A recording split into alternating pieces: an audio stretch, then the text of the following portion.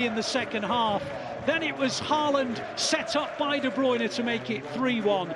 De Bruyne then made it 4-1 with a wonderful goal, which was his 100th as a City player. And though Palace pulled one back through Edouard later on, there was never any doubt about the destiny of the points. And the Blues join Liverpool at the top, just behind them on goal difference, 2 points ahead of Arsenal. The final score, Palace 2, City 4. Well, let's go back to the studio. We've got Ian Holloway, Steve Howey and Natalie Pike. So City have done it. They beat Palace 4-2. Kevin de Bruyne is now on 100 goals for Manchester City. And another goal for that man, Erling Haaland, keeps him top of the Premier League Golden Boot race. He's now 4 goals clear of the players in second place there. And the City faithful that have travelled down to London chant his name. And there's Kevin de Bruyne, 100 goals now for Manchester City. And Phil Foden didn't even need to get off the bench today. So a good day all round. I'm still joined by Ian Holloway and by Steve Howey. Steve, I love these celebrating scenes.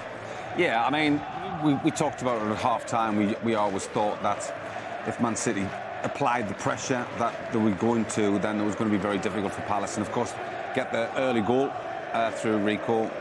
Took it really well. Yes, it took a deflection. But it just gives the City players just that tiny bit of breathing space. And then the third goal really kind of kills Palace off. And that was a great goal. The fourth goal for me was an absolute superbly well-worked goal. Just the little touches, the set-off by Rodri and the fight in the back of the net by De Bruyne. And as you said, 100 goals as well. I mean, that was absolutely fantastic. If I'm being a bit picky, there was a spell just before the 90 minutes where Palace got on top. And I think the manager will be a little bit displeased with that. But having said that, a very, very professional performance. Yeah, there's some questions that can be asked. Yeah. But we'll stick in the positive just now. We know what it means to the players. We see them celebrating with their fans there. And you were just confident City were going to win at half-time. You didn't really have any doubts, did you, Ian? And they have. What I was confident in was not just the way that you play, that your manager would have seen what he needed to do, which is slightly different. And straight away to start the second half, he brought Rodri back 10 or 15 yards and put 3 at the back when they were passing, because the 2 Palace lads who were pressing in a slightly different way couldn't get to the third one, and that was totally genius again. I swear to you, I've seen an awful lot of people, a lot of football. Your man knows what he's doing, and he don't need all those trophies to prove to me that he's probably the best I've ever seen.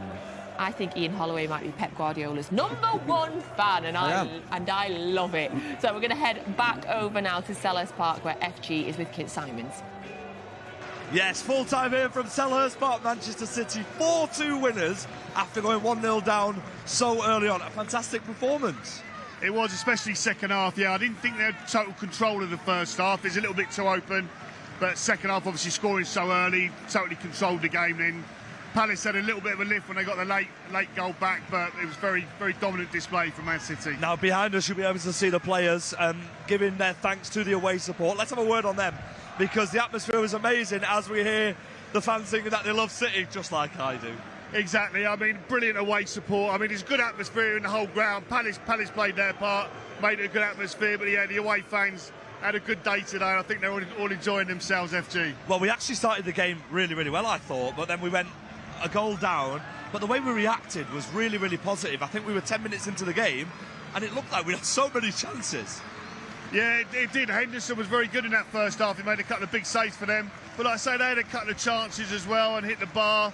It's a little bit too open, but I say total control in the second half then after that. Total control indeed, and our first goal, what a goal by Kevin de Bruyne. Now, we've run out of words for this man. We spoke about him pre-match, but he was absolutely incredible. And his 2 great goals today. I mean, and you can see the first one, it opened up for him. So you sort of knew where he was going to put it, but the curl on the ball, and it's like postage stamp, literally right in the top corner. Brilliant finish. An absolutely brilliant finish indeed. Now, the second goal for us was Rico Lewis, a young man who's never lets us down in a City shirt, but we're really happy. As the City fans actually sing his name, I'm probably guessing he's giving his shirt away again. I would imagine probably, but it was a little bit of an actual scruffy finish, but he took it very well, put it in the corner, and scoring again so early in that second half really set us up No, it absolutely did set the tone. It was a fantastic performance by us, and of course, a goal for Erling Haaland, our Premier League striker, who doesn't let anyone down ever. Still top goal scorer.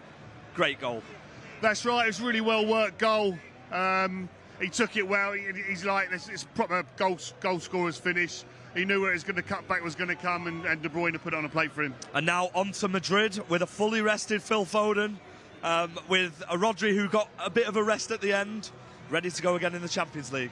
That's right, absolutely. Everything's geared now for this big night over there in Madrid, so looking forward to it. The games are coming quick and fast. Enjoy your weekend, City fans. A great start to the weekend. 3 points at Selhurst Park.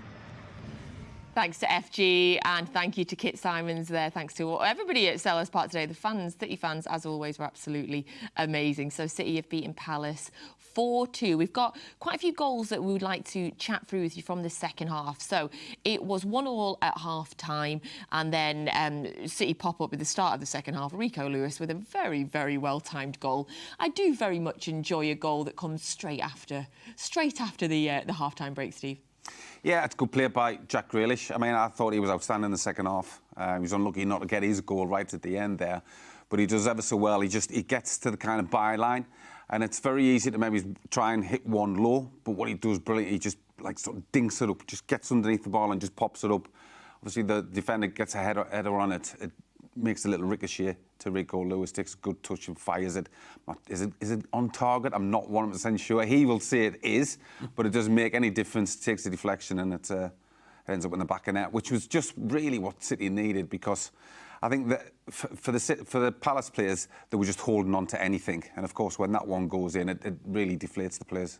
Yeah, it's often a bit of a football cliche, Ian, when we talk about like well-timed goals at good times. But that really did feel like it, like Steve says there, because Palace they were holding on, and then to score within the first couple of minutes, I mean, it was ideal. To be honest, I used to in the game you call it a nail in your coffin. You know, if you started so well, Man City came back with a brilliant goal. You know, that's going to knock you a bit, and then you say what you want to say at half-time, and then you let one straight in, and you know that you'll probably hardly get the ball, let alone get another chance. So you more or less know that, but that is exactly what Man City needed. They managed to do it, and I thought what the manager would have said at half-time, the lads would grow again from that. He would have told them where they need to be to make the game easier, because they're doing something different. And again, you march on. It's another game ticked off. And now you can concentrate on an absolutely massive one against Real Madrid, which is, you should be very proud of yourself and proud of your team and where you're going, you know. But that was a tough fixture, and they breezed it. A word on Rico Lewis as well, Steve, because he's come in off the back of the injury to Kyle Walker, and I think he's been brilliant since he's come into the team. He brings such a level of energy and fight and commitment. I think he's just been outstanding since he's come into the team. He has. I mean, the experience that he's got for such a young lad is phenomenal. I mean, seasoned pros don't get to play in the big games that he's played in, you know, all through the career. And he comes in, he's obviously, as I said, if you've got a manager like Pep Guardiola who shows you trust, that must make you 10 foot tall. You know, you feel 10 foot tall, because you're thinking that's probably, or arguably, the best manager in the world thinks I deserve a place in this team. Now, your confidence must be sky high. You'd be walking around with your chest puffed out everywhere you went. You know, you're absolutely just delighted with it. But to be fair to the lad, his performances have made the manager think that, because he comes in and he's playing well above his years. The skill that he shows, the confidence, the quality on the ball, in the different positions that the manager plays them in as well. I mean, it's not very... I mean, back in, you know, kind of our day, really, that you had one position, that was your position. You look at some of the Man City players, they play all over, and they look so comfortable in those positions. And he's one of those players. Yeah, and of course we're always super proud with him being an academy graduate as well. Always proud of Erling Haaland as well. He still remains the Premier League's top goal scorer. He's on for the Golden Boot again. 20 Premier League goals he has now, 30 goals he has this season. Not bad for somebody that's apparently struggling this season. The goal today, another assist from Kevin de Bruyne, Ian. 17 assists in 57 games Kevin de Bruyne has provided Erling Haaland. That's a serious record. It's a serious relationship.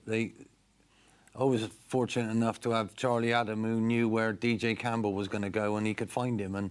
And you could see it. We spoke about it before the game. They're almost on a mental level together, which you could see. And what a beautiful goal. I thought that was going to take some topping, but I thought the fourth one was even better. You know, the team played a passing and moving, you know, but Haaland deserved his goal because he's such a threat. He must be a defender's nightmare. He doesn't stop. Whatever you do to him, he'll do back to you. He was a little bit lucky, got away with something there, but, you know, Arsenal centre-half tried to beat him up last week. You can't. He's a Viking, and, you know, to me, it's about finishing. And no matter if he misses one, it doesn't bother him because he knows he's going to get another chance. And all he thinks about, for young lads out there, think about the next chance you get. And if you've missed the last one, don't worry about it, because he doesn't. And, you know, and young ladies as well. You have to believe in yourself, and this boy does. And what an addition to this wonderful group of players that he is. For me, that's Pep's best bit of management. Harry Kane he was going to get, but when he looked at the age, he went for Haaland, and, you know, wow. Wow. As I said, there's no point, as a striker, there's no point thinking about the chance that you've missed. Worrying about it, what's it going to change? Nothing, because it's gone. Yeah. But you look at his movement for his goal, he could see Kevin de Bruyne could only put it one place, and that was kind of ahead of him. So he's gambled on that and getting in front of the defender. The defender has been a defender. He's obviously been kind of back on his heels a little bit, but he's thinking, well, he's behind me, so that's fine. But he's not behind him. He's in front of him. He sticks it in the back of the net. He sticks it in the back of the net like Erling Haaland does. And then Kevin de Bruyne stuck it in the back of the net as well. Kevin de Bruyne, congratulations, 100 goals now for Manchester City. Look at that. Kevin through the ages. I love that picture, and I love the fact that this one's the one with the gold badge, the one on the end as well. So congratulations to Kevin de Bruyne, 100 Manchester City goals.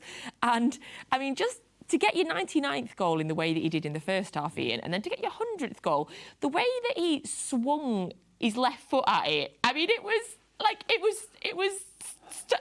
was a typical Kevin, another stunning goal. It's absolutely, I mean, he doesn't do easy, does he? You know, for me, the technique to do that with your best foot is genius.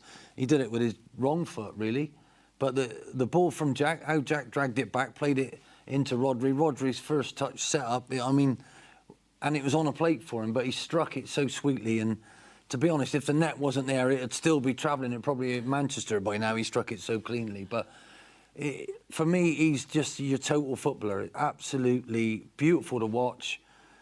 A bit like Roger Federer is in tennis, you know. Everything he does is so sweet and so well timed, and he makes it look easy. You're lucky to have him. Honestly, we know. Oh, we know. We thank every day for Kevin de Bruyne, Ian.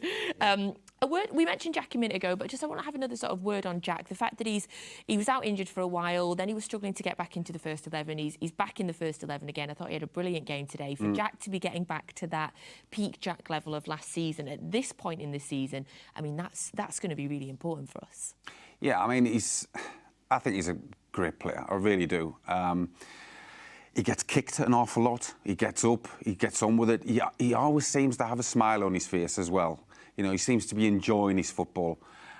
He's just, for me, as part of your team, he's always hugging the touchline, and he drags people in. He just plays those balls. He'll drive at you, that comes out, plays it, and people don't seem to think that is a great tactic that the team have, and then they can come back out and play.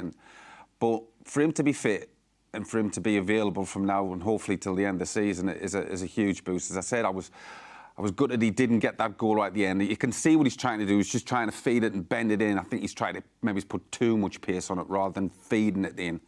But contributed a couple of times to the goals. I think definitely 2 goals anyway. But wonderful player. I mean, I haven't met him. I'd love to meet him because he just comes across as a lovely, lovely person as well. He's really, really lovely. Whenever I've worked with him, he speaks to everybody on the set. He's always really nice. He's a wonderful, wonderful guy. Incredible charity work that he does as well. Right, if we're going to be a bit picky, let's be a little bit picky, considering we're at this point of the season, Ian. Palace get a consolation goal to make it 4-2. Is there some questions around City's defending? Yeah, and that's the hardest bit, to see things through, to do things properly. And if you're 3 goals up, and you're used to thinking about winning on a regular basis, you've got to do the simple things well. They haven't marked well. They haven't got across the front of people. They should have cleared those balls, and they shouldn't have made so many lax passing. It's unlike them, but he's made a few more changes than he normally does, which disrupts the team a little bit, as Andy said on commentary. And, you know, at the end of the day, you knew you had that in the bag. It could have got out, but it didn't. So for me, that's what we'd have all taken, being connected to Man City today. I'm sure your manager would have reminded him, wait a minute, but he's moved on. Right? Got the job done, tick that box, here we go. And last year's momentum they built saw them over the line on each occasion they needed to win. It wasn't done, but they did it. And now this year's slightly different. They're slightly one game maybe if Liverpool win again, one game behind where they want to be. So let's see if that experience that they've got and they've gained can get them over the line. What's brilliant for me from being outside is to see how well each new cog fits in this wonderful system that he's got going. And Oscar Bob today, you wouldn't have known. He hadn't played that many games. He was wonderful, wasn't he? Do you know what I mean? And Foden didn't even get on the grass. But what it means to them all is a joy. They really care about each other. They care about people. And I love watching them. I have to say it. You know, is it my favourite team? No, it isn't. It never has been. But you're lucky to have it all. That's how I feel. We know. Oh, we know, Ian. We know, especially those of us that were there when City were playing in Division 2. York away. I was a player manager when Joe Royle brought his Man City down to look at where you are now compared to where Bristol Rovers are. So you don't know how lucky you are, people. So City say, can they get it over line? Going for the Premier League title again. It's so tight at the top of the table. We're going to have a little look now at the fixtures that are still coming up. So City have started the weekend. Liverpool play Manchester United tomorrow, and Arsenal play later on today as well. So let's have a little look. You can see the graphic on your screen there. So 5:30 p.m. Arsenal playing away at Brighton today. The fixtures are. I mean, the fixtures are... Is anybody got a tougher run or has anybody got an easier run? I'm looking at it. I think Arsenal have got a tough one there, if you look. You know, even kind of Brighton is going to be a tough game. Then Villa, obviously, are wanting to get in that 4th place. Tottenham. Is Chelsea away, at home, sorry? Chelsea at home. I think theirs is probably the toughest. But having said that, Liverpool's is not brilliant either. I mean, yeah, they've got Palace at home, but Everton away, they're fighting for their lives. Well, they've got 3 away games in a row at the end of the season as well. So, you know, it is going to be a tough ask. But, you know, even for Man City, though, you can't take any team for granted. You just can't. Because everybody's got something to play for. You know, even if you're in the middle of the Premier League, you're playing for pride. You're playing for the fans. You're playing for yourself. You're playing for your teammates. You're playing for your manager. And you can't sort of just go there and think, well, we're just going to turn up and get a victory. You know, you've got to earn that. And that's the same as today. You know, Palace made it tough for City, particularly the first half. You know, and they came out on top. So they're all tough games. But I think Arsenal looked, for me, it looks as though they've got the tougher of the run-in. Yeah, very, very much when you look at it like that. But then when you still look at Liverpool's fixtures as well, Ian, I mean, Everton are not going to... I mean, Everton rarely get a result against Liverpool, but they're not going to roll over for them. They're not going to want to be the team that helps them go on. And they play them... well, Arsenal play Everton on the last day of the season. I'll take a look at Liverpool's now. But yeah, they're not. There's some tough games in there for Liverpool. Absolutely. And I'm sure Man City fans will be the first time ever they want Man United to win. It's weird. Do you know what, Ian? I was thinking about it before. It's a really weird feeling. I think Pep said something, didn't he, as well about that? Didn't he sort of say, I want Man United fire, I want Man United to win or something? But, yeah, it's a weird feeling, but yes, I would like them to beat them. Wow. For me, this is the wonderful thing about this game. You hear commentators talking about it, you hear pundits say, oh, you've got to manage the game now. We even say it ourselves sometimes. For me, being a manager and being an ex-manager or one who can't get a job, it's you very rarely can control a game unless the other team go off. And if they go off and you've got the ball, as long as you can keep it, you're fine. But while they're on there, someone will make a change, they'll do something. You're still trying to have to quieten down what they're doing, and it's almost impossible, right? Honestly. So, you know, let's make this straight. You're not over the line till you're over the line. You cannot possibly predict all of those scores to go. You don't know what's going to happen. Yeah. The thing is, it's the quality of what you do and the way that you do it and how consistent you can be at it. And then it becomes not just the skill, it becomes the will of the group. Yeah. You have to have the skill and the will to win something. When you haven't done it for a long, long time, or your club hasn't done it, it's very, very difficult. Ask the England team how difficult it is. And what I think will ride well with you is you've lived through this already with your manager, and you're going through that again. So when he says something, it will resonate with you. You have a real quick memory of it last year, and you'll do what's right. That's the threat. If I was in the other camps, if I was in Arsenal's camp, look what happened to them last year. That wasn't good. I hope it doesn't happen to them again, because I want to see the competitiveness of this. I don't want it to be easy for you. And then you've got Liverpool, who have done it once. Right? And they've tried to match you punch for punch, step by step, and they haven't managed to do it up until now. So this is massive. Do they want to see their manager off? Jurgen Klopp, as he's definitely leaving.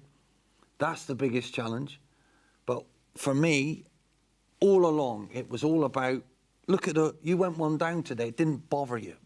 It didn't, you just carried on. You didn't have them, everybody, but they're all coming back and they're playing to this. So I can't wait to see it unfold. This is the most interesting season I've seen in a long, long time. You probably want to be 10 points clear with only one game left, but that ain't fair to the rest of us. Let's see how it unfolds. I don't care if it's fair or not. No, I don't either. That's the way I like it. Yes, you're right. A very, very exciting end to the Premier League season. But of course, we turn our attentions now back to the Champions League, the trophy that we won in Istanbul last June. And on Tuesday night, it is the first leg of the quarter-finals. And City take another trip to the Bernabeu. Of course, we were there last season and the season before that as well. So City versus Real Madrid at the Bernabeu on Tuesday night. Of course, I'll be here in the studio before that one. FG and Sean Wright-Phillips are taking the trip out to Madrid. Finals of the Champions League. Now this game's over, Steve, the excitement is already building inside me for it. Oh, what a fixture though, isn't it? I mean, it's like two absolute just juggernauts of football coming together. And we've, as I said, we've seen City against them over the last couple of years. I can remember Kevin de Bruyne's strike last season, and then when it was Bernardo Silva when he gave Courtois the eyes and just whipped it in as well. I mean, the atmosphere. I mean, for players to play in those games, I mean, obviously you're nervous before the games, but what games to play in? I mean, these are where you become legends, and these are where you become remembered for the rest, you know, for all time, playing in these kind of games. You look at Madrid, kind of in La Liga. Yeah, they're doing well, but are the Madrid of the past? Probably not, but they'll still be a tough opponent. I mean, the Champions League, you know, they've won the Champions League so many times. Obviously, they've got a fantastic addition this season in Jude Bellingham. I am looking forward to seeing him. I think that'll be a great tussle in midfield with the City players as well, but I'm looking forward to this game. I will be glued to that TV for them two fixtures without a doubt. It's nerve-wracking though. It's nerve-wracking. The positives that I can take from it are, Ian, that we absolutely dominated. We taught Real Madrid a lesson last year. One of the best performances I've ever seen from Manchester City. Obviously, Steve mentions there that they've added Jude Bellingham this season. But if you look at their leading La Liga, I think they're 7 or 8 points clear at La Liga, but that might be a conversation more about Barcelona, how they are. In terms of the Champions League, Ian, in their round of 16 game, they sneaked past RB Leipzig. It was 2-1 on aggregate. They drew with them 1-1 at home and they beat them 1-0 away. From what I've read, they snuck past them in that round. Does that mean anything? Or at this point, in a quarter-final against us, will they just raise themselves? I think you have the biggest problem that anybody's got, because you won the treble last year or 5 competitions. So you are the resident one that everybody's aiming and everybody raises their game against you because the benchmark, you deserve it. You deserve to hold it. You know, you are the club that's trying to dominate the world, and you're going to be doing it, and you are the ones to beat. So you've got to face that every minute of every game. And that's really tough when you can't make a mistake, when you're running out of time. And again, I can't wait to see it unfold. The first leg, I believe, is going to be vital. Yeah. Honestly, the first leg's going to be vital. What score do we need to keep it to, if you're thinking negatively? No, if you can be level with them after the first game, draw it, in other words, I think they're dead. You'll beat them. That's what we did last year. That's what we did last year. We I kept honestly believe that. place. You know what? If you were one behind, they can sit in, they'll cause you massive problems. Someone like Bellingham on his own, what a genius that lad is at the moment, you know? And the way they're playing him, letting him go and be free and scoring. They are a massive threat, but I believe you will succeed. I can only see... Because you're getting better at what you're doing. And that's the scary thing for everyone else trying to catch you. You're getting better at what you're doing. And well done to Arsenal, well done to Liverpool for being on your shirt tails or even in front of you like Liverpool were today, because you are the best, right? So let's see if you can take that and manage. It's the amount of games and the amount of times you have to do that. You know, everyone can throw a good dart, but can you throw it regularly? Where Man City do it regularly, and that's the mark that everybody's trying to follow. My only very slight concern, not trying to put any negative thoughts out there, Real Madrid have had 9 days off before the game. They last played last weekend, and they don't play again until we play them on Tuesday. So they've had a good break, and in that time we'll have had 3 games. So that would be my only slight worry. But hey, they're not in a rhythm. Okay. Yeah, that's right. So yeah, I understand where you're coming from, but on the other hand, you look at City, and as you said, they've got games, they've got that match fitness, that match sharpness, and it's 9 days, but it's 9 days without that. Now all of a sudden you've gone from doing nothing. You're not playing La Liga, you're playing Champions League against the champions of Europe. That's a tough ask. You might be fresh, but are you going to be sharp? You ask any footballer, does he want to play or does he want to train? And he wants to play. Thank you, gents. You've knocked my little negativity on the head there. It's much appreciated. Thank you. I've had such a lovely day with you both. Thank you so much for being here, Ian. Thank you. You'll come back again? Love to. Maybe just not when Palace, maybe another team. Can we get you in? Yes, yes. You're bunching me in with Palace, and they couldn't wait to sack me after 8 games. Steve, thank you very much. Always a pleasure to have you here.